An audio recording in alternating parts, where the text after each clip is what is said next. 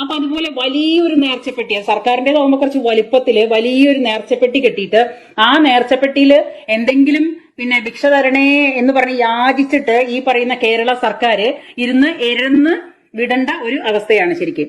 അല്ലാതെ ക്യാമറ വെച്ചിട്ട് പാവം ജനങ്ങളുടെ കയ്യിൽ നിന്ന് പൈസ പിടുങ്ങല്ല വേണ്ടത്. ഈ ക്യാമറ വെച്ചിട്ടുള്ളത് നമ്മളൊരു 50 മീറ്ററിന്റെ മുന്നിൽ നിന്ന് നമ്മളെ ക്യാച്ച് ചെയ്യാനായിട്ട് ക്യാമറയ്ക്ക് സാധിക്കും. പക്ഷെ നമ്മൾ കാണില്ല. സത്യത്തില് ക്യാമറ വെക്കുന്നതിന് ഒരുപാട് നിയമവശങ്ങളുണ്ട്. കാരണം നമ്മളൊക്കെ ഈ വിദേശത്തിരുന്ന് ഒരു 10-18 വർഷം വിദേശത്ത് ജോലി ചെയ്ത ഒരാളാണ് ഞാൻ ഇവിടെ ക്യാമറകൾ കണ്ടിട്ടുള്ളത്. ഒരു ക്യാമറ വെക്കുന്നതിന് ഒരുപാട് ദൂരം മുന്നേ തന്നെ നമുക്ക് അതിന്റെ സിഗ്നൽ കിട്ടും.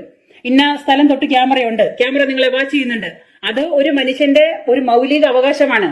അതായത് ഒരു മനുഷ്യന്റെ മുന്നിൽ ക്യാമറ വെച്ചിട്ട് അവനെ പെടുത്താനാണ്, ചതിക്കാനല്ലെങ്കിൽ സർക്കാർ ആദ്യം ചെയ്യേണ്ടത് എത്ര സമയം അല്ലെങ്കിൽ ഏത് ദൂരം തൊട്ട് നിങ്ങളെ ക്യാമറ വാച്ച് ചെയ്യുന്നുണ്ടതിന്റെ സിഗ്നല് നമ്മള് ജനങ്ങളെ ബോധിപ്പിക്കേണ്ടതാണ്.